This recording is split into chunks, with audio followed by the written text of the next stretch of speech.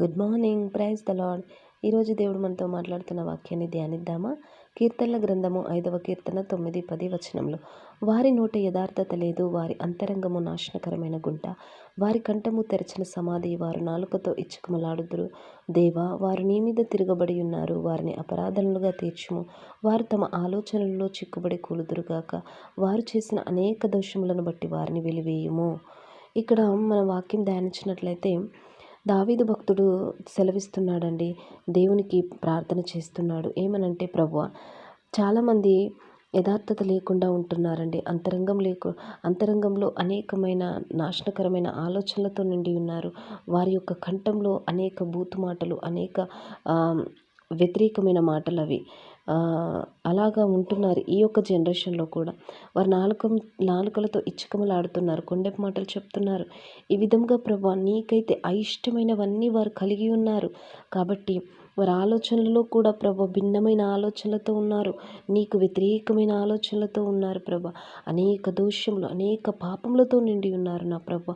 మరి తండ్రి, వారిని నీ యొక్క సముఖము నుండి వెలివేయుము అన్నట్టుగా ప్రార్థన చేస్తున్నాడు దావీదు భక్తుడు.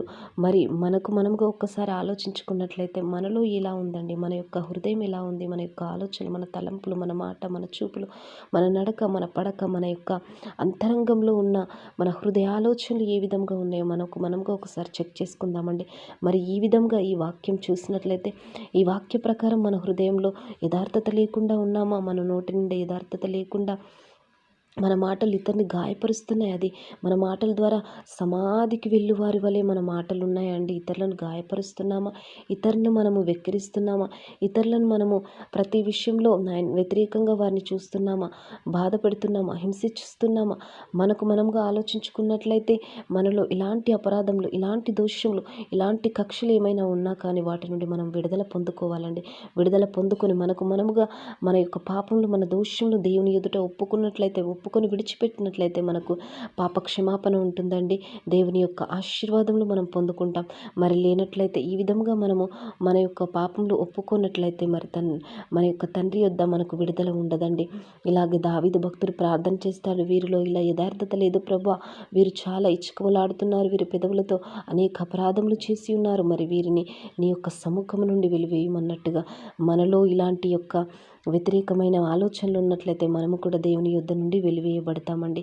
అలా మనం వెలివేయబడకుండా ఉండాలంటే మనం దేవునికి ఇష్టమైన బిడ్డలుగా, దేవునికి ఇష్టమైన కుమారులుగా మనం ఉండాలండి. అప్పుడు మనం దేవుని యొక్క గొప్ప దీవెన ఆశీర్వాదములు పొందుకుందాం. కాబట్టి ఈ వాక్యం చదువుతున్నప్పుడల్లా మన యొక్క జీవితాన్ని చెక్ చేసుకొని